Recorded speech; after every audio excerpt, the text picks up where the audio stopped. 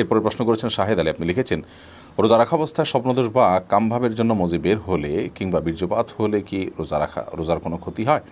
রোজার মধ্যে কামভাবের কারণে যদি কারোর মজি বের হয়, যেটাকে আঠালো কিছুটা কিছুটা আঠালো পানির মতো যে পদার্থ সেটা যদি বের হয়, তাহলে সেক্ষেত্রে তার ফলশ্রুতিতে রোজা ভঙ্গ হবে না।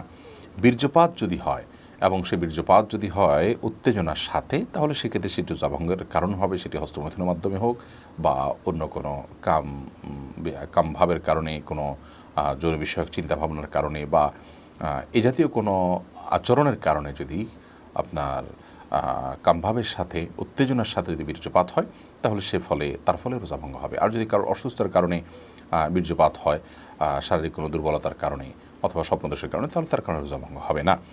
তবে মজি যেটা কিছুটা আঠালো পানির মতো, সেটি বের হওয়ার ফলে, যেটা বীর্য নয়, শুভ্র সাদা নয়, সেটি বের হওয়ার ফলে রোজা ভঙ্গ হবে না। তবে সেটি বের হলে অজু ভঙ্গ হবে। তবে রোজা রেখে আপনার মজি বের হতে পারে এরকম কোনো চিন্তা ভাবনা, কল্পনা বা আচরণ থেকে বিরত থাকা উচিত, সিয়ামের যে মৌলিক লক্ষ্য আছে সেই লক্ষ্য সাধনের স্বার্থে এবং প্রয়োজনে।